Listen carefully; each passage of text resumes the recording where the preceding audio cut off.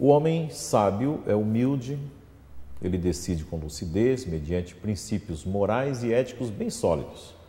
Isso lhe confere segurança para seguir seguro pela vida de cabeça erguida. Eu sou o professor Cláudio Silva e nós estamos iniciando pela TV Mais, canal 15 de Apucarana, mais uma edição do seu programa Referências. Esse programa de entrevistas é voltado à cultura, à educação, e o Referências se propõe a apresentar pessoas que se tornaram referenciais pelo que são, pelos trabalhos que eles desenvolvem na sociedade. A sua vida, as suas ideias e as suas realizações, com certeza, nos enriquecem. Por isso, nós gostaríamos de iniciar o programa de hoje repetindo aquela famosa frase do Bertolt Brecht, aquele dramaturgo alemão, quando ele diz que há homens que lutam um dia e são bons, que há outros que lutam um ano e são melhores. Há os que lutam muitos anos e esses são muito bons, mas há aqueles que lutam toda uma vida e esses são imprescindíveis. Uma dessas personalidades imprescindíveis é o nosso entrevistado de hoje, Dr. Gustavo Marcel Fernandes Marim, promotor da Vara da Infância, Juventude, Família e Educação do nosso município de Apucarana. Dr. Gustavo, uma satisfação muito grande recebê-lo no programa Referências e nós sabemos aí das suas ocupações, por isso agradecemos muito o senhor ter aberto esse espaço para falar aqui com os telespectadores do programa Referências. Professor Cláudio, eu é que estou muito lisonjeado com o convite. É um prazer muito grande conversar novamente com o senhor, pessoa com quem tive um contato mais próximo quando foi secretário de Educação. É uma matéria da minha área também de atribuição, então é um prazer e se eu puder colaborar levando algumas informações para os seus telespectadores, eu vou ficar muito feliz. Então eu que estou agradecido pelo convite. Muito obrigado. Então nós fizemos a apresentação deles, agora entramos. Doutor Gustavo, nesse primeiro bloco de perguntas, nós gostaríamos que, inicialmente, o senhor falasse um pouco, e vai ser uma forma de conhecê-lo também um pouco mais, sobre aquelas influências que marcaram positivamente a sua trajetória. Tanto pessoas, livros, escritores. Gostaríamos que o senhor ficasse muito à vontade, porque o programa realmente ele trata disso também, né? O programa Referências, e ele tem esse cunho educativo, né? E com certeza o senhor, pela posição que o senhor ostenta hoje, a importância da sua presença na nossa comunidade, faz com que essa referência seja significativa para todos nós. Bom, quando a gente fala em referência, eu prefiro tocar no início, num tema que vai ser da nossa conversa, que é a questão da família, né? Eu tenho como referencial os meus pais, que sempre foram muito dedicados, trabalharam muito tempo, até por isso, parte da minha infância eu não tive muito contato com eles, assim, um contato por muito tempo, mas nos períodos que nós tínhamos contato foi sempre muito intenso. Eles sempre trabalharam muito. Quando eu era jovem, principalmente na infância, ali antes de entrar na adolescência, eu praticava muito esporte, então eu tinha o hábito de dormir cedo e acordar cedo. Especialmente minha mãe, nesse período, ela trabalhava em escolas, né, ela era educadora e trabalhava no período vespertino e noturno. Então, quando ela chegava em casa, eu já estava dormindo. Mas isso nunca foi um empecilho para que nós tivéssemos um contato intenso no final de semana, ou mesmo em algumas oportunidades até de madrugada, né? Eu costumo lembrar isso. Eu não sei se minha mãe se recorda tanto, mas foram fatos assim que me marcaram muito. Eu lembro quando eu era garotinho, talvez com 8, 9 anos, e era nesse período que ela trabalhava à noite e à tarde, eu estudava pela manhã. Ela chegava em casa, eu já estava dormindo, e eu me recordo muito bem que em dias de prova, ela acordava de madrugada, fazia uma prova ali simulada com a matéria que ela via nos meus cadernos, me levava para a cama dela de madrugada, antes do horário que eu habitualmente acordava, para dar tempo para aprender alguma coisa, e ela ali fazia eu responder as questões, aquelas que eu não sabia, ela procurava me orientar, né? Então isso é uma referência muito boa, eu costumo até citar esse exemplo quando eu converso com os pais, que muitos pais reclamam de não ter tempo para os filhos, né? Eu acho que quando se há desejo de acompanhar a vida do filho, isso é muito importante, é possível mesmo que seja de madrugada, né, nos finais de semana. Então é fundamental esse referencial da família, né? Eu acho que facilita muito a vida de qualquer ser humano quando ela tem um bom referencial na família, né? O meu pai, a influência dele foi significativa. Nós somos em 3 irmãos, né? E apesar do meu pai nunca ter orientado ou direcionado, estimulado, aliás, muito pelo contrário, ele falava para eu seguir uma outra área, né? Ele é juiz aposentado e nós, os 3 irmãos, fomos para a área jurídica, apesar de não ter assim uma influência direta. Nunca ele me pediu que fizesse o curso de Direito, mas pelo exemplo de vida, pela forma como ele trabalhava, acabou influenciando os 3 filhos, né? Eu sou promotor, o mais velho é procurador de Estado e o caçula, né, 12 anos mais novo que eu, é juiz de Direito. Então, mesmo sem querer, com o exemplo que ele dava, ele acabou influenciando, né, de forma significativa a vida profissional dos 3 filhos. Então, esses são 3 exemplos de referência. É evidente que também tenho, eu vou citar aqui a minha esposa, né, que me acompanha aí contando o período de namoro já há quase 27 anos, né? Então muito tempo e sempre ao meu lado, sempre me apoiando, né? E a gente tem como referência pessoas, até o filho, né, mesmo sendo mais jovem, muitas vezes acaba comentando alguma coisa que nos toca, que nos orienta, são referenciais. Como eu disse para o senhor, eu já sou promotor há bastante tempo, né? Eu passei no concurso em 1990 e trabalhei com muitos colegas que também foram referenciais para mim, principalmente no começo da minha carreira. Quando eu era promotor substituto, a gente não tem um vínculo forte com uma comarca como eu tenho hoje com a Apucarana, né?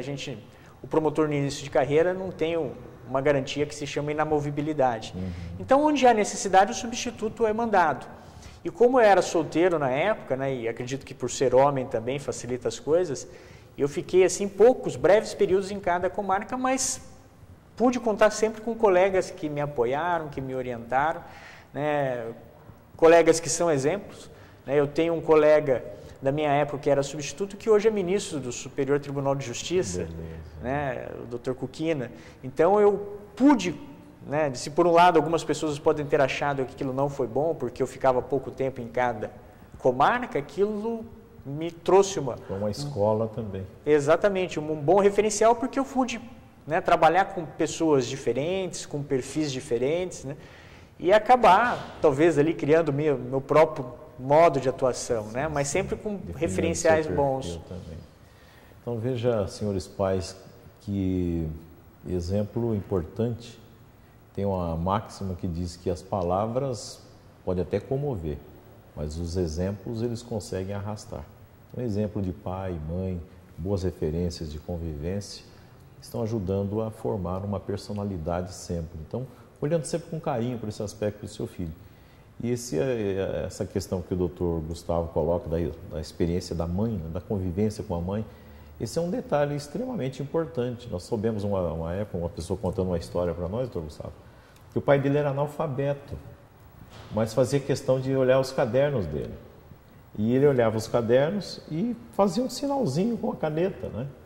E o filho se sentia muito motivado, valorizado com aquilo.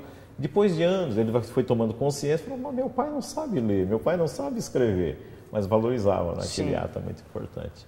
Doutor Gustavo, uma pergunta que também é uma curiosidade da população, conversando com pessoas, nós percebemos que as pessoas têm uma dúvida em relação ao próprio Ministério Público, né? Então, afinal, o que é o Ministério Público? Ele é um órgão do Poder Judiciário, o promotor é um assessor do juiz, enfim, gostaríamos que o senhor ficasse à vontade para esclarecer isso para a população. Eu tenho certeza que a população tem muitas dúvidas a respeito do Ministério Público.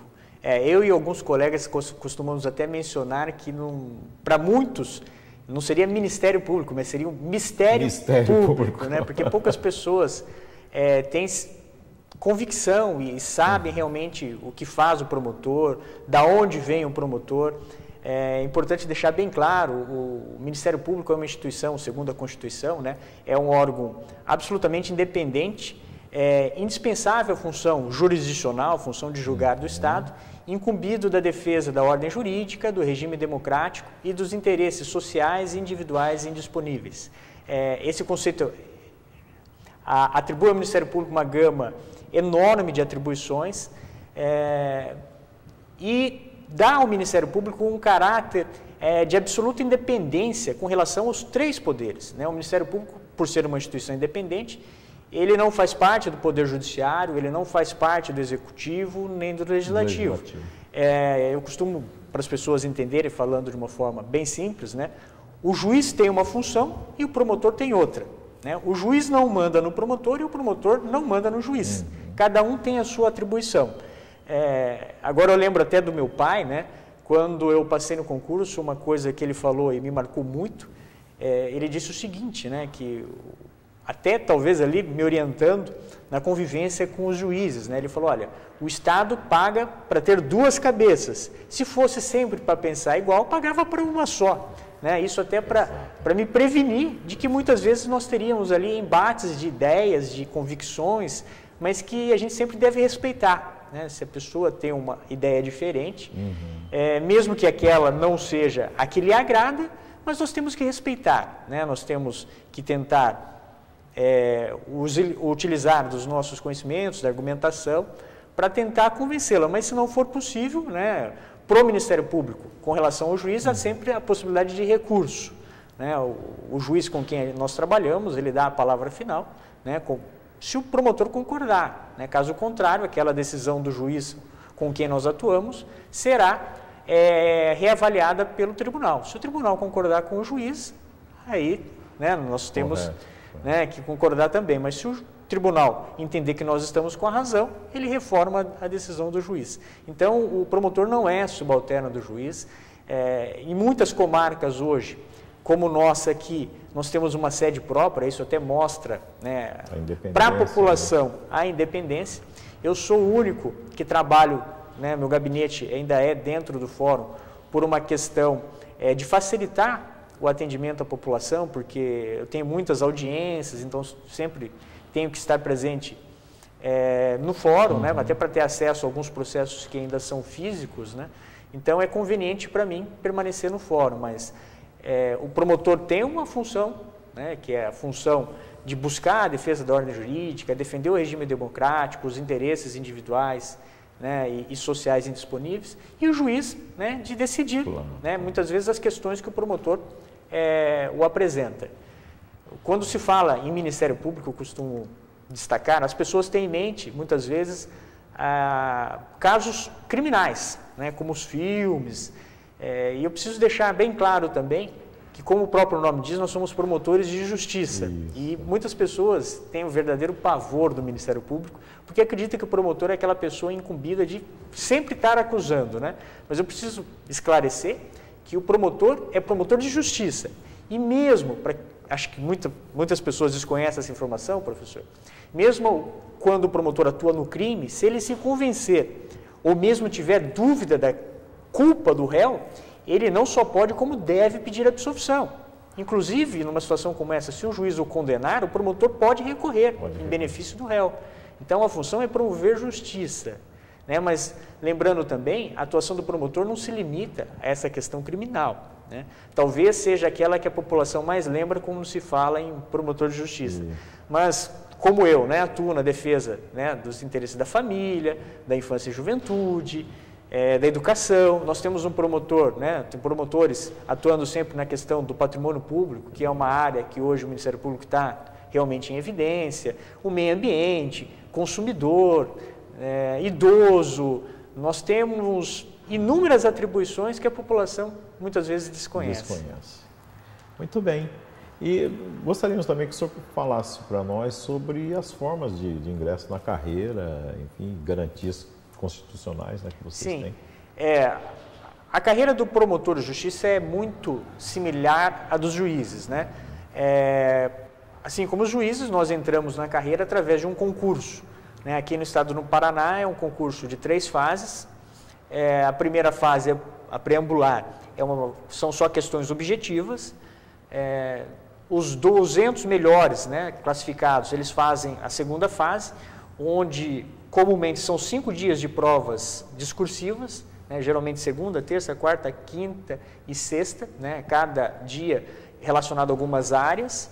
E quem for aprovado também nessa segunda fase, vai para a terceira, que é a fase oral, né, onde o candidato ele é entrevistado por uma banca, né, composta por especialistas, né, que vão apreciar também o seu conhecimento. Uma vez aprovado no concurso, né, inicia-se a carreira realmente do promotor de justiça. O primeiro patamar é como promotor de justiça substituto, onde nós não temos uma vinculação, como eu disse, com a comarca, a gente é encaminhado onde houver necessidade. Nós não temos, talvez, a principal garantia do promotor, do Ministério Público, que é a inamovibilidade. Um nome difícil, né? Inamovibilidade, mas quer dizer o seguinte, que o promotor que está numa comarca, salvo exceções, raríssimas exceções, né?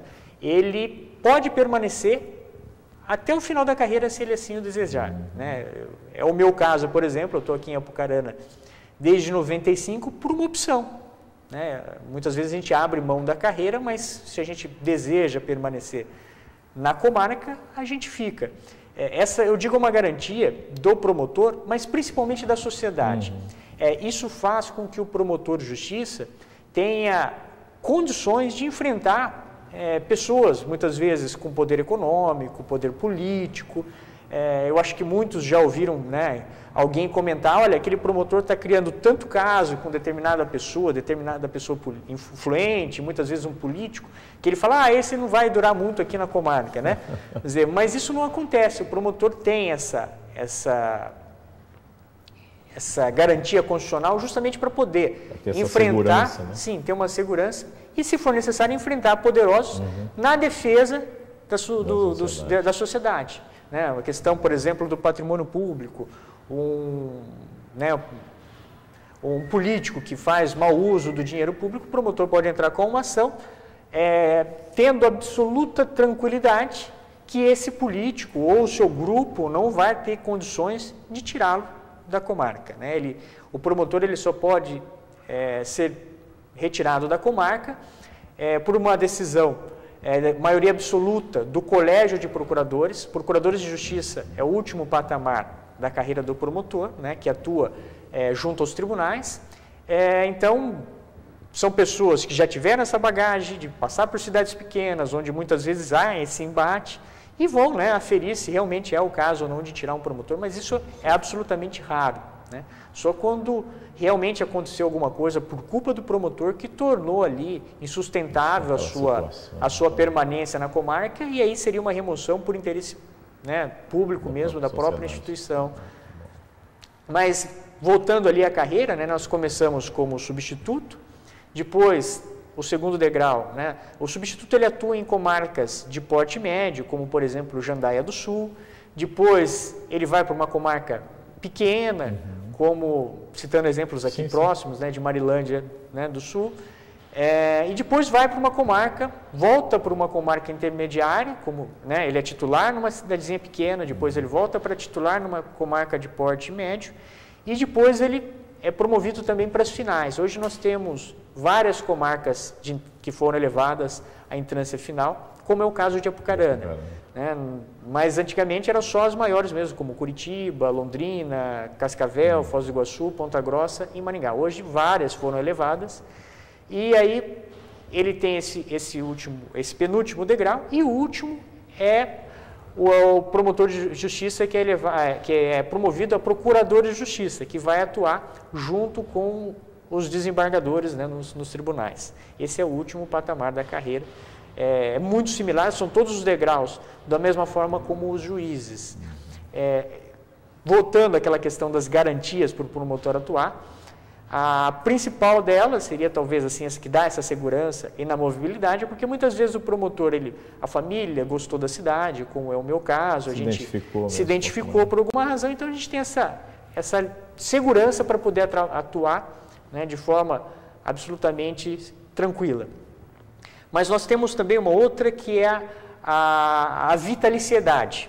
Né? Segundo a vitaliciedade, o promotor de justiça só pode perder, né, o cargo após uma sentença judicial transitada em julgado. Né? Então, deve haver um processo específico para a perda do cargo. Evidentemente que isso acontece quando o promotor ali falta com seus deveres, né? Mas é o Poder Judiciário aí que vai apreciar se ele realmente se comportou como não deveria. Então, é uma outra garantia também que dá uma segurança para o promotor.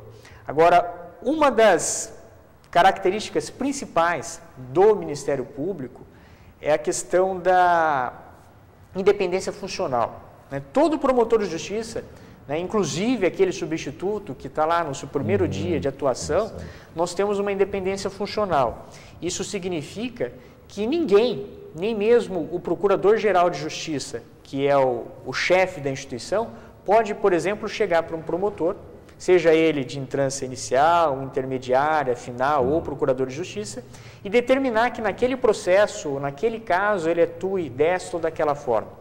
Né? Essa também é uma garantia, né, que acaba refletindo em benefício da sociedade. O promotor ele tem essa possibilidade de atuar conforme a sua convicção sempre. Né? Eu costumo dizer, para esclarecer, né, que o promotor ele sempre tem, digamos, duas bússolas. Né? Uma é a lei, né, que o promotor tem por dever fiscalizar o cumprimento da lei, então nós temos que obedecer à Constituição, às leis, e a outra é a sua consciência. Né? São as duas diretrizes do promotor de justiça.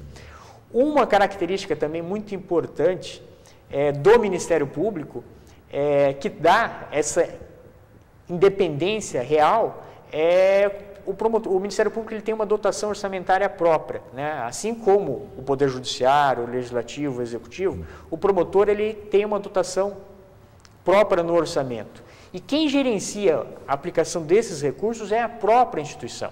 Então, isso garante realmente a independência da instituição. Quer dizer, não há, por exemplo, como o Executivo interferir e, eventualmente, utilizar da questão financeira, orçamentária, para atender interesses ou, talvez, assim, agir como uma forma de vingança por determinado ato. Né? Isso também é uma segurança para a atuação da instituição. Olha, uma carreira interessante para a juventude, acho que essa experiência que o Dr. Gustavo está trazendo é muito interessante. E o senhor, estava vendo pela sua biografia, o senhor praticamente logo no início da sua formação, né, já se encaminhou para o seu concurso, né? Sim, o meu pai, quando eu me formei, né, ele já havia se aposentado, então ele montou um escritório de advocacia, talvez pensando ali em dar uma retaguarda, um apoio para os filhos, né, um suporte inicial, mas ele tinha conhecimento que nós pensávamos em concurso, só que a gente não tem como prever, né, se o concurso a aprovação será breve ou demorará um pouco mais, né, e felizmente nós tivemos sorte. Então eu advoguei por um pouco menos, talvez um ano, né, que eu me formei colei grau em janeiro de 1990 e no final de 1990, em dezembro, já havia saído o resultado final do concurso. Beleza. Parabéns pela sua bonita história. Nós vamos, Dr. Gustavo, para um rápido intervalo e voltaremos em instantes com o nosso entrevistado, o Dr. Gustavo Marcel Fernandes Marinho, promotor da Vara de Infância e Juventude, Família e Educação de Apucarana.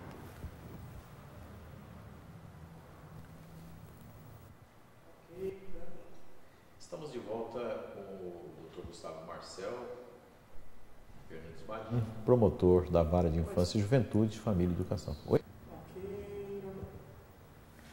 Estamos de volta com o seu programa Referências, hoje entrevistando o nosso promotor da Vara de Infância e Juventude, Família e Educação, Dr. Gustavo. Dr. Gustavo, como o senhor relaciona família e educação nas questões que envolvem aí infância e juventude, que é a sua área mesmo? Né? Sim. Para muitos, talvez, eu estaria chovendo no molhado, mas nunca é demais lembrar que a família é a base de tudo. Eu acho que quem tem uma família estruturada, e quando eu falo estruturada, não me refiro de forma alguma à questão financeira, né? Mas aquela que tem alguém que se preocupa com o bem-estar daquela criança, que dá amor, que dá carinho, e que talvez principalmente estabeleça limites desde pequeno, né? Isso, limites, pelo pouco que eu sei aí da experiência prática, pelas conversas que eu tenho com muitos psicólogos, é um referencial ali do caráter, né? A criança precisa ter limites desde pequeno. E eu vejo que quem vem de uma família que há preocupação em dar educação, em estabelecer limites, em apoiar, em amar, essa criança tem, né, de regra, um futuro promissor. Eu acredito que quem tem uma família, por exemplo, que valoriza a educação, valoriza a escola, é um parceiro da escola, essa criança provavelmente vai ter uma boa vida acadêmica, sem sobressaltos, vai ser um bom aluno. Infelizmente, a gente percebe hoje que muitas pessoas não procuram ser parceiros da escola. O senhor, como educador, deve saber bem isso, né?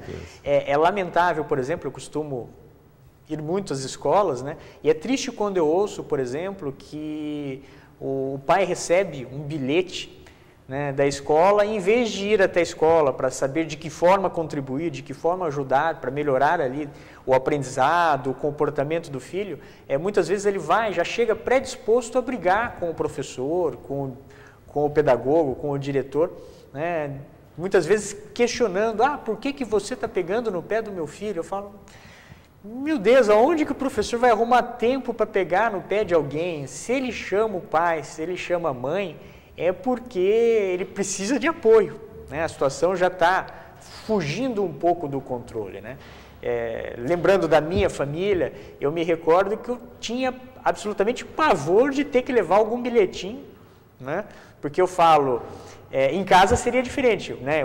O princípio da inocência que tem lá no fórum, né? Em casa não seria válido, não, seria culpado até prova em contrário, né? Se eu levasse um bilhetinho da escola para os meus pais, ia ser cobrado o clima ia fechar ali, ia ficar complicada a minha situação. Então a gente sempre procurou se comportar bem, né, para não ter que levar nenhum bilhetinho para os pais. E hoje a gente vê que não há essa preocupação dos alunos, né? E eu vejo que esse aluno que dá problema em casa é porque ele não teve, na escola, é porque ele não teve limites quando era pequeno, né, era criança. Então, eu não sei se hoje há essa cultura da liberdade em excesso, né, e não se dá limites para os filhos, e muitas vezes, quando ele foge do controle, é muito mais difícil para colocá-lo novamente no caminho do bem, no rumo certo. Então, eu vejo a família fundamental para o sucesso da vida escolar do filho. O pai que não sabe valorizar a educação, né, vai ter problemas com o seu filho. E nós sabemos da importância que hoje a educação tem, né? Hoje nós estamos num mundo absolutamente competitivo, e quem não tiver uma boa escolarização vai ter, sim, com certeza, uma dificuldade maior para se ingressar no mercado de trabalho, ter um emprego bem remunerado, isso é evidente, né? E não precisa muito, como o senhor disse no bloco anterior, né, esse pai analfabeto que olhava o caderno do filho, né, ele valorizava a escola, né? Então é importante essa participação, estar junto, mostrar para o filho que a escola é fundamental para a sua vida. Eu acho que a criança, o adolescente, ele não pode sequer cogitar, por exemplo, de deixar de ir para a escola. É muito triste quando nós recebemos lá na promotoria, o senhor conhece bem, aquelas fichas de comunicação de aluno ausente, a famosa FICA, né? E nós chamamos o pai, e às vezes é um aluno ali com 10, 11 anos, e ele fala que ele não consegue fazer com que o filho vá para a escola. Então eu falo, poxa, ele errou lá atrás, né? Não mostrando para o filho a importância da escola. Eu lembro que numa reunião que eu participei no Núcleo Regional de Educação, uma pedagoga me questionou onde nós estaríamos errando, porque para quem não conhece, essa ficha de comunicação de aluno ausente, ela é iniciada quando o aluno começa a faltar. começa lá na escola, a escola adota providências para tentar recuperar esse aluno, resgatar esse aluno. Se a escola não consegue, encaminha para o Conselho Tutelar. Se o Conselho Tutelar não consegue, encaminha para o Ministério Público. E me foi questionado, olha, onde nós estamos errando que muitos alunos, mesmo com todo esse esforço, não retornam. E eu disse, olha, talvez a gente esteja errando, não agora, mas lá atrás, né, quando eu digo a gente, eu digo a gente enquanto pai, enquanto educador, de não mostrar para aquela criança, para aquele adolescente, a importância que a escola tem na sua vida. Né? E aí eu acho que o erro maior é da própria família, né? Do pai, da mãe, né? Ou de quem tem ali a autoridade sobre ele, de não mostrar a importância e mostrar para ele que ele não tem opção. Né? Agora eu volto a lembrar dos meus pais, eles falavam que o meu trabalho era estudar, a minha profissão era estudante, né? Então eu não tinha que reclamar da escola, e sempre valorizando esse ponto, olha, a sua função é estudar, né? Ir bem na escola, ter boas notas, passar de ano, e infelizmente a gente não vê isso hoje em dia. É uma falta realmente. Nesse sentido, eu gostaria que o senhor falasse um pouco sobre o ECA, né, o Estatuto da Criança e Adolescente, principalmente colocando para a população do que ele trata, afinal de contas, né? E há muitas controvérsias que as pessoas vão pelo senso comum e acabam, na verdade, criticando, muitas vezes sem o conhecimento, né, esse importante estatuto. Sim, o Estatuto da Criança e do Adolescente me acompanha praticamente durante toda essa minha vida profissional. É uma lei de 1990, eu passei no concurso justamente em 1990. Acredito que só por alguns meses eu não trabalhei na área da infância e juventude, durante todos esses anos, enquanto promotor. E eu vejo que quando se fala no Estatuto da Criança e Adolescente, muitas pessoas, a maioria delas, tem uma verdadeira ojeriza, né? Se fala no Estatuto da Criança e Adolescente, muitas pessoas têm quase ânsia de vômito, né? Mas fazem isso de uma forma equivocada. O Estatuto é realmente uma lei muito boa. Como tudo feito pelo homem, poderia ser melhorado. Eu acho que o Estatuto merece algumas alterações, já passou da hora de ter algumas alterações, mas de uma forma geral é uma lei muito boa. O problema maior que eu vejo não é o Estatuto em si, mas na verdade a falta de investimento na área que dificulta, que inviabiliza até hoje, depois de todos esses anos, a própria aplicação daquelas disposições que estão no Estatuto. Quando a gente fala no Estatuto, as pessoas têm em mente a questão da impunidade. Né? Fala Estatuto da Criança e do Adolescente como se fosse uma lei que só protegesse o adolescente, que não estabelecesse deveres, só direitos. Realmente lá fala que o adolescente tem direito à educação, direito à vida, direito à saúde, direito de ser tratado com dignidade. Realmente tem tudo isso lá no Estatuto. Mas eu falo que, gente, isso não é bom? Será que uma criança ou um adolescente não tem o direito de ser tratado com dignidade, com respeito? Lógico que tem. E tem pessoas até que falam que o Estatuto seria uma lei para países de primeiro mundo. Onde já se viu aqui no Brasil se dá tantos direitos? Eu falo, gente, é uma lei para a nossa realidade. Porque num país de primeiro mundo, provavelmente não há necessidade de ter uma lei dizendo que uma criança tem direito à saúde, direito ao lazer, direito à convivência comunitária e familiar, direito de ser tratado com dignidade e respeito. Nesses países, provavelmente a criança já tem tudo isso. Aqui no Brasil, aqui em muitos lugares ainda, nós sabemos, porque nós acompanhamos pelos meios de comunicação, e o telespectador também, escolas sem água encanada, sem banheiro, sem energia. E com base num instrumento jurídico como esse, por exemplo, um promotor de qualquer cidade do país pode entrar com ações para que o poder público invista na área da infância e juventude, na área da educação, que são prioridades, né, e mude essa realidade. Então é absolutamente importante.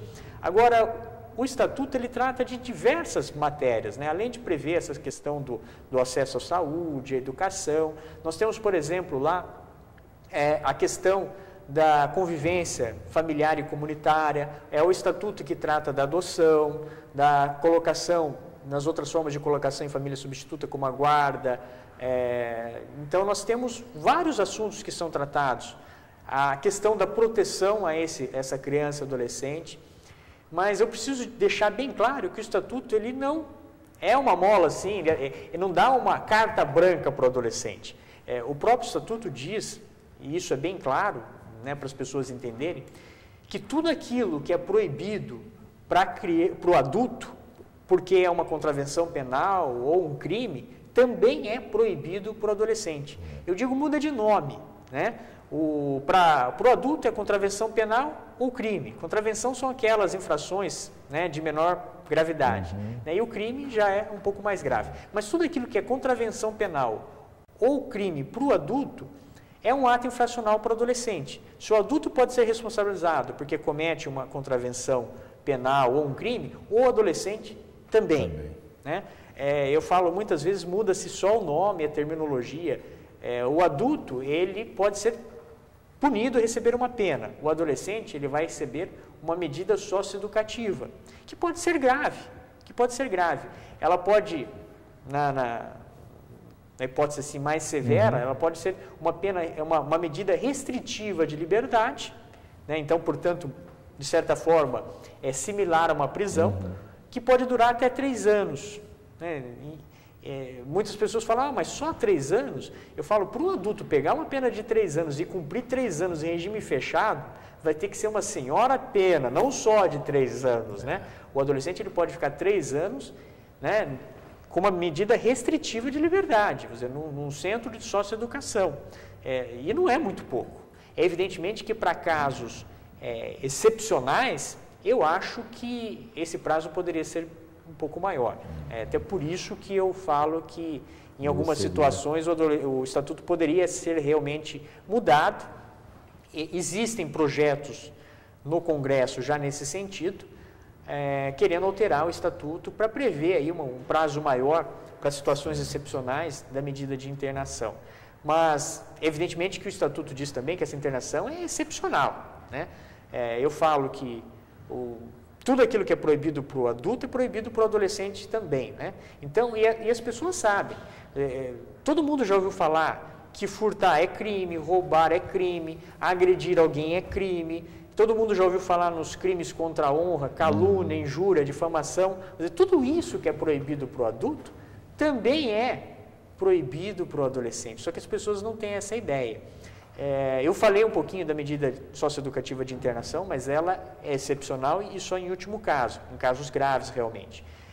Mas nós temos várias outras. Nós temos a medida de advertência, que muitas vezes é aplicada para aquele adolescente que não possui antecedente, que tem um bom comportamento e cometeu lá um deslize, digamos, leve. Né? Ele vai ser admoestado pelo juiz, isso vai ser reduzido a termo. Nós temos Doutor Gustavo, e nesse contexto, como é que fica a responsabilização do adolescente infrator? Sim, ao contrário do que muita gente pensa, o adolescente é sim responsabilizado se ele comete, né, o que é crime ou contravenção penal para o adulto. Muda-se só o nome, né, passa a ser um ato infracional quando é cometido pelo adolescente. Mas só para se ter uma ideia, por exemplo, se um adulto está cometendo um roubo, né, aqui na praça central, se um policial estiver passando, ele vai prendê-lo em flagrante e levá-lo para a delegacia. Né? Eventualmente ele pode até responder esse processo preso, né? Não é a regra, mas isso pode acontecer. Sim. Se um adolescente estiver praticando também um roubo aqui na praça e um policial estiver passando, será que ele vai dizer, olha, é um adolescente, eu não vou nem me incomodar com isso? Não é assim que funciona. Ele vai fazer a apreensão, muda-se o termo novamente, não é prisão, é apreensão, mas ele vai levá-lo para a delegacia. E dependendo da situação, esse adolescente também pode responder uma ação, né? Não seria uma ação penal, seria uma ação socioeducativa, mas apreendido, com a sua liberdade, né, restringida, dependendo da situação. Então isso mostra que, dependendo da gravidade, o adolescente ele vai ser responsabilizado sim, de uma forma até similar quanto ao adolescente. A coisa é tão séria que se a família também não tiver condições de contratar um advogado, o juiz nomeia um advogado para que ele tenha o seu direito à defesa garantido, mas ele pode eventualmente, dependendo da gravidade, responder com a sua liberdade restringida, depois pegar uma medida socioeducativa. Essas medidas elas podem ser uma advertência para aquele ato infracional mais leve, não o caso, lógico, de um roubo, né? mas ele pode também ser obrigado a prestar serviços à comunidade, né, por até 8 horas semanais e durante um período de até 6 meses. Ele pode ser obrigado a reparar o dano, ele pode sofrer uma medida que se chama liberdade assistida, onde ele vai ter um acompanhamento de um profissional capacitado para orientá-lo. Nós sabemos, né, e eu digo aí muitas vezes, infelizmente, que o jovem às vezes considera mais as informações, as orientações de um terceiro do que a própria família. Então, quando a gente percebe que a família, por algum motivo, não está tendo condições de orientar, de encaminhar aquele adolescente para um bom convívio com a sociedade, a gente aplica essa medida de liberdade assistida. Depois nós temos também a semi-liberdade, onde o adolescente, à noite, ele tem que se recolher para um determinado local, durante o dia ele pode sair para estudar, para trabalhar. Seria mais ou menos como o regime aberto para o adulto, né? E, por último, a medida de internação, onde o adolescente pode ficar com a sua liberdade restringida por até 3 anos. Um detalhe que diferencia muito da questão para o adulto é que quando um juiz aplica uma pena de prisão para o adulto, ele diz lá quanto tempo, né? Evidentemente que ele não vai cumprir tudo aquilo, porque a nossa lei, mesmo para o adulto, tem uma série de benefícios, né? Mas ele estabelece lá, por exemplo, 6 anos, 4 meses e 5 dias, né? Chegou lá, fixou nesse percentual que depois vai sendo reduzido conforme o seu comportamento, se ele trabalha ou não. Tem uma série de fatores que vai reduzir significativamente, né, a pena. Se não for um crime hediondo, por exemplo, ele cumpre só um sexto, já vai para o... Né, se for uma pena, um regime de reclusão, ou seja, onde ele vai cumprir fechado, cumprindo um sexto, se não for hediondo, ele já vai para o semiaberto, mais um sexto vai para o aberto, então ele cumpre daquela pena mesmo muito pouco. Né, o adolescente ele pode ficar até 3 anos, mas quando o juiz aplica uma medida de internação para um adolescente, ele não diz quanto tempo ele vai ficar internado. No máximo, a cada 6 meses, uma equipe de profissionais dos nossos centros de socioeducação vão fazer uma reavaliação para ver se ele está em condições ou não de voltar a conviver com a sociedade. Entendendo-se que ele não está em condições, né, e isso quem decide não é a equipe faz um estudo para subsidiar a decisão judicial, né, ele feito esse estudo, se manifesta o advogado, o promotor, e o juiz decide. Se o promotor e o advogado não concordarem, cabe recurso. Mas é o juiz que vai decidir, com base nesse relatório, se o adolescente vai permanecer mais tempo ou menos tempo. Então, isso vai depender muito da mudança que ele realmente, né, de comportamento que ele apresentar. Então, se ele mudar, ele volta logo. Se ele não mudar, se ele continuar se comportando mal, ele vai permanecendo por até 3 anos. Muito bem. Nós fomos também ouvir, a nossa equipe foi também ouvir nas ruas algumas dúvidas, né, que a população tem. Daqui a pouquinho nós vamos agora para um rápido intervalo e nós voltaremos então com questionamentos da população para o Dr. Gustavo.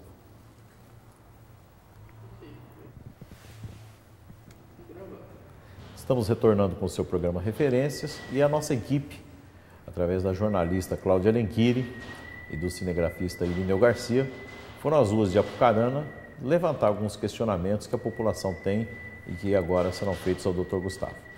Vamos ouvir a primeira. Isso. Com relação aos prós e contras da maioridade penal, eu vejo muito da redução da maioridade penal, que é o desejo de grande parte da população, acredito até que da maioria, né? Eu vejo mais contras do que prós, né? Eu acho que a única vantagem, eu acredito até que seria momentânea e muitas vezes ilusória, seria essa questão da sensação de segurança. Eu digo momentânea e de certa forma ilusória, porque, como eu estava dizendo, até o adulto que é preso, ele fica muito pouco tempo preso. Então, um jovem que é colocado no sistema penitenciário, que nós sabemos que é um verdadeiro caos, ele vai voltar em pouco tempo a estar convivendo novamente com a sociedade. E eu acredito que se não houver um atendimento diferenciado para esse jovem, se ele for colocado, por exemplo, se nós pegarmos um jovem hoje de Apucarana com 16 anos e colocarmos no mini presídio, eu acredito que ele vai sair de lá muito pior do que entrou. É por isso que eu falo que a sensação de segurança seria momentânea e ilusória. Até porque se ele sair pior de lá, ele vai voltar a conviver com a sociedade, né, daqui de Apucarana, e provavelmente agindo de uma forma mais agressiva, pior do que ele entrou. Eu não digo que a gente deve agir com o mesmo critério com relação aos adultos também, nem que ele não deva ser responsabilizado pelo que ele faz, mas de uma forma diferenciada. Eu costumo dizer que muitos jovens hoje até têm um porte físico similar ao do jovem de 20, 22. Eu costumo atender adolescentes lá com 17 anos, com 16 anos, que são maiores do que eu, né? Mas eu acredito que esse jovem, mesmo que com um porte físico avantajado, ele não vai ter capacidade de se impor num ambiente como o do nosso mini presídio, por exemplo. Por mais que ele seja fisicamente avantajado, ele não tendo experiência, essa bagagem que muitos lá possuem, né, questão de exercer uma liderança, ele vai, né, muitas vezes ser utilizado ali para fins inomináveis aqui. Né? Eu acho que ele vai ser utilizado para muitas coisas, eventualmente até quando sair, ele vai ter alguém lá que mande nele, que faça ele agir de uma determinada forma.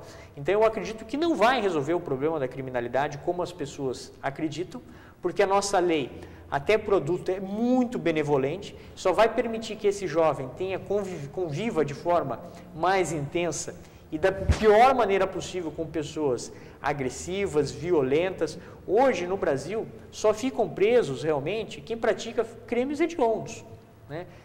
Quem pratica o tráfico de drogas, quem rouba, quem mata, quem comete latrocínios. Então, esse adolescente vai conviver com essas pessoas e sem apoio nenhum.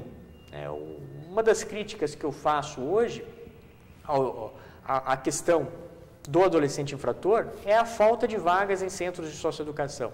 Mas a estrutura que nós temos nos censos, pelo menos naqueles que nós temos, que são poucos, não em números suficientes, são infinitamente melhores do que a estrutura que nós temos em qualquer presídio, em qualquer cadeião como o nosso, né? Que nós não temos aqui nós chamamos de mini presídio, mas a realidade seria mais para um cadeião do que para um mini presídio. Então, essa convivência do adolescente com o adulto será péssima. E esse jovem, em pouco tempo, estará de volta, né, porque nós não temos prisão perpétua, ele estará de volta cometendo provavelmente crimes piores do que aquele que o levou ao presídio. Então, eu acho, né, eu sou contra a redução da maioridade penal, acredito que seria conveniente fazermos mudança no estatuto, até talvez prevendo para situações excepcionais um prazo de internação maior, né, para podermos investir realmente naquele adolescente, para que ele volte ao convívio realmente preparado, e investir na criação de mais censos, né? Hoje nós temos um problema muito sério com relação ao número de vagas, que é absolutamente insuficiente.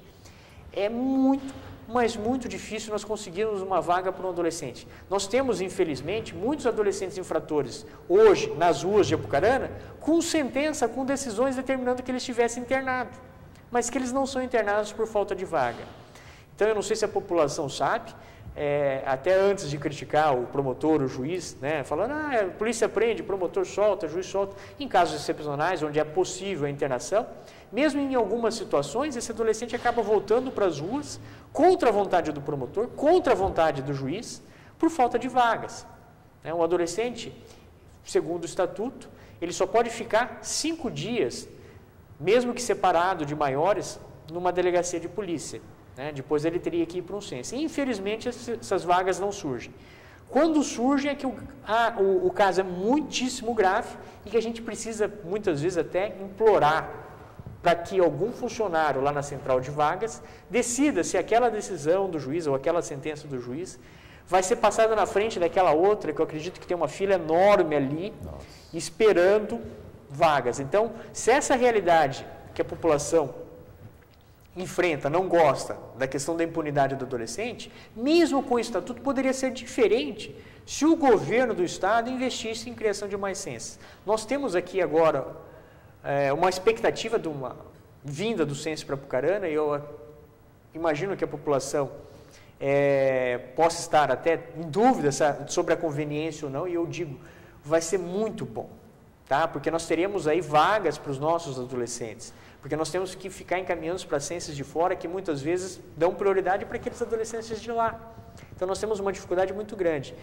E essa questão da vaga que hoje o Estado enfrenta, da falta de vagas, melhor dizendo, acaba tendo uma consequência muito pior, porque se por um lado nós temos até essa dificuldade para conseguir uma vaga por uma medida de internação aplicada por um juiz, imagina naquelas situações que um juiz aplica uma outra medida, porque o Estatuto diz o seguinte, se o juiz aplicou uma liberdade assistida, o adolescente não frequenta, se o juiz aplicou uma prestação de serviço da sua comunidade, o adolescente não cumpre de forma injustificada e reiterada, o juiz pode aplicar uma medida de internação por até 3 meses.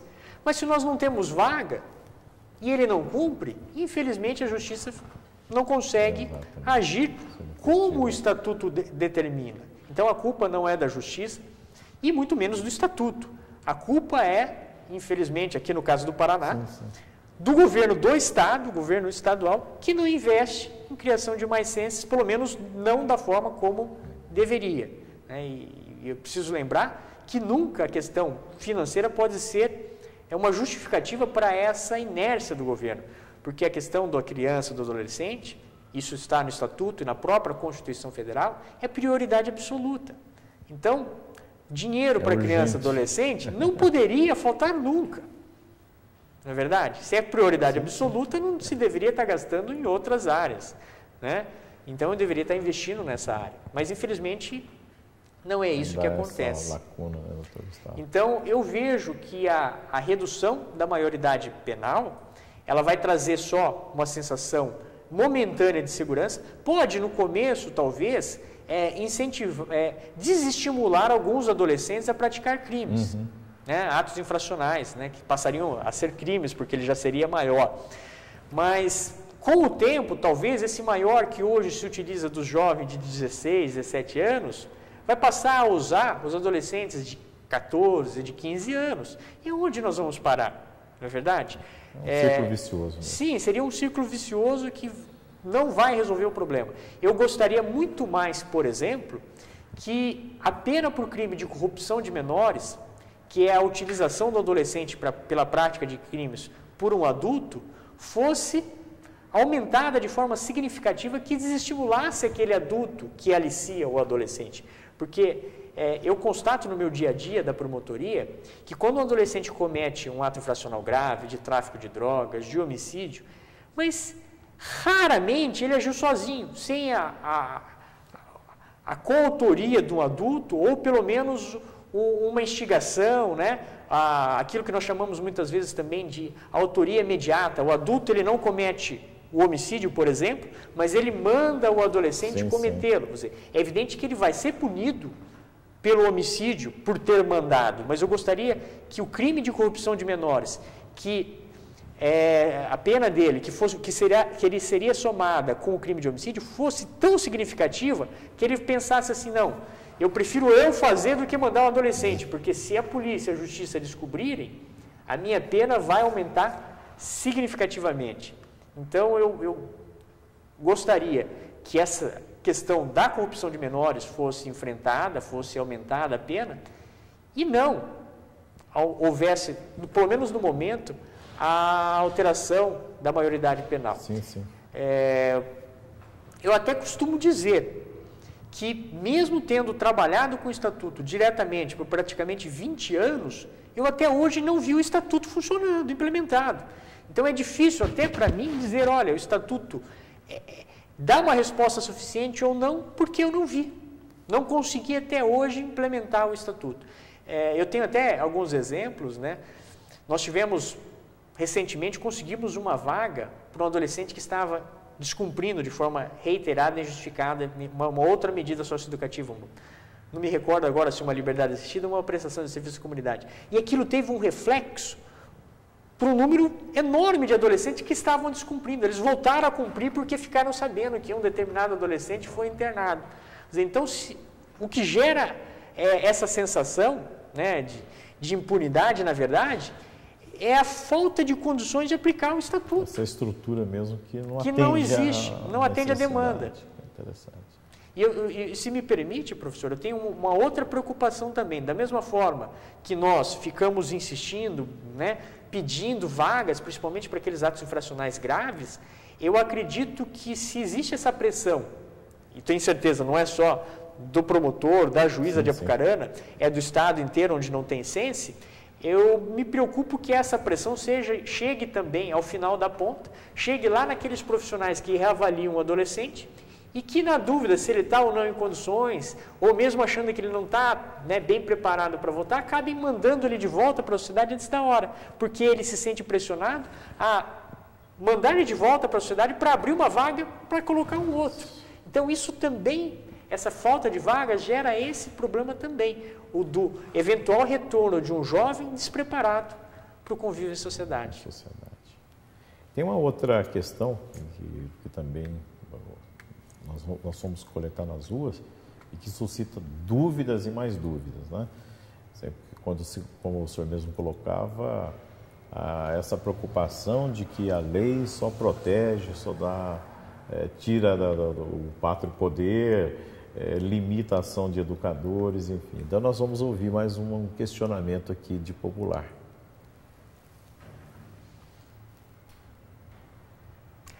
Bom, essa questão realmente é polêmica, né? Mais uma vez, para a população, o culpado é o Estatuto da Criança e do Adolescente. Eu preciso lembrar que o crime de maus tratos, né, que é abusar dos meios de correção, de educação, né, aquele filho, né, pelo pai ou pelo responsável, está previsto no nosso Código Penal, que é da década de 40. Então, o crime de maus tratos já existe desde a década de 40.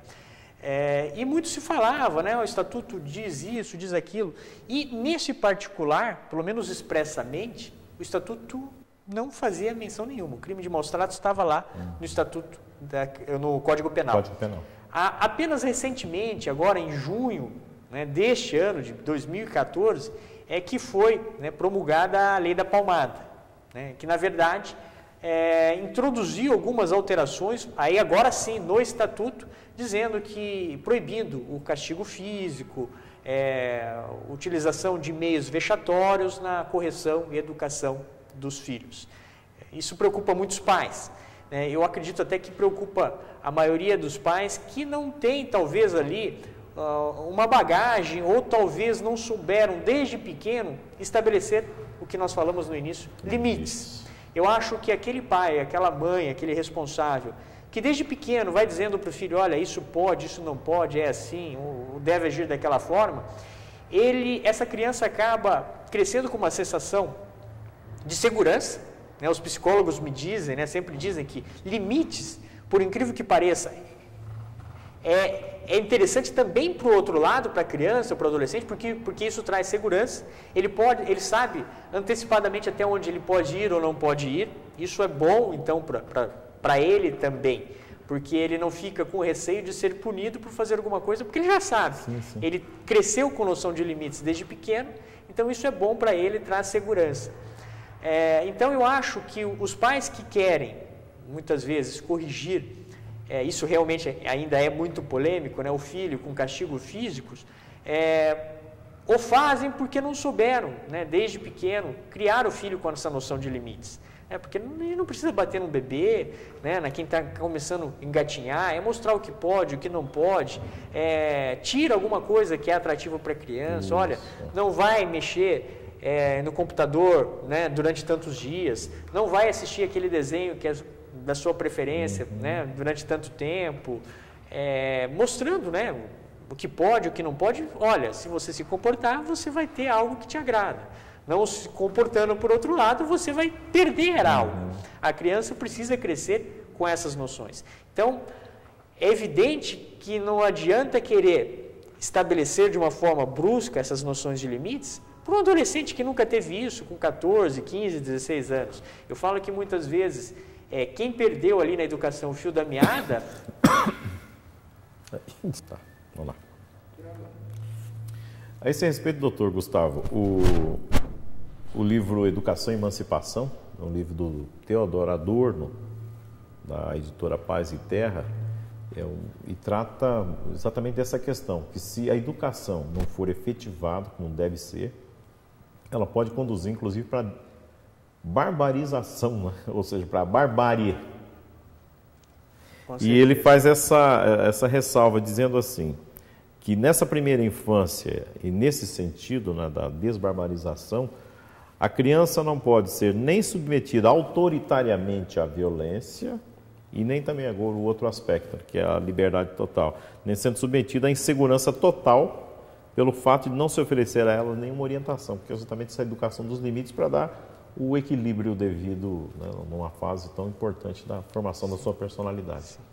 Realmente isso é fundamental. E eu vejo que muitos pais não tiveram a habilidade para passar essas noções de limites, de comportamento para os filhos pequenos, e muitas vezes tentam impor quando já é um jovem de 14, 15, 16 anos. Né? E muitas vezes, em situações extremas, surge até confrontos físicos entre pais e filhos. Né?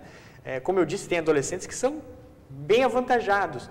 E muitas vezes o pai vai tentar impor algo que ele deveria ter ensinado para os filhos na infância, né? Quando ele já é um adolescente com 14, 15 anos, e muitas vezes tem lá brigas, né? Tentativas de homicídio, até eu já cheguei a ver, né? Então casos assim gravíssimos. Então a educação ela é fundamental, inclusive na infância. Isso, né, eu percebo no meu dia a dia, mas os especialistas sempre destacaram, né? É fundamental. Então, é importante lembrar que o próprio Código Civil, ele estabelece e compete aos pais, né, e responsáveis direcionar a educação e a criação dos filhos e também exigir respeito, exigir comportamento, inclusive serviços que são inerentes à condição e desenvolvimento daquela criança ou adolescente. Então não é errado, por exemplo, uma mãe que pede para uma filha lavar um prato, ajudar a fazer a limpeza da casa. Isso está na lei, isso está no Código Civil. Então não é aproveitamento de trabalho infantil. Não, isso vai contribuir com certeza para a formação do caráter, né? Mostrando ali, muitas vezes eu costumo dizer que regras, né? E isso eu falo para os adolescentes especialmente, direitos e deveres são os dois lados da mesma moeda. O dia que a gente encontrar uma moeda só com cara ou só com coroa, ela é falsa. Então quem tem direitos tem que saber que também tem deveres. Não é verdade? E eu sempre lembro, olha, direitos e deveres nós temos em casa, nós temos na escola. Na escola nós temos os regimentos escolares, sim, né? Sim. Que é a lei da escola. Se não tiver nada lá que ofenda a Constituição ou alguma lei, aquilo lá é válido e deve ser exigido. Mas em casa também a gente tem que ter direitos e deveres, né? Muitas vezes arrumar a própria cama, lavar o prato, retirar a mesa, ajudar em algum trabalho, ajudar na faxina. Isso não é errado. Isso está na lei, isso está no Código Civil, que é um dever do pai, né, para educar os filhos, mostrar, olha, nós temos que ter direitos e deveres na vida. Para se formar um cidadão consciente, ele precisa ter noção de direitos e deveres. Acho que a população fica mais tranquila também nesse sentido, ouvindo o promotor, ou seja, que realmente você pode exercer essa educação do seu filho, obviamente, no respeito humano e no devido equilíbrio. Nós temos uma última pergunta que a nossa equipe foi buscar, ouvindo os populares nas ruas, nós vamos ouvi-la.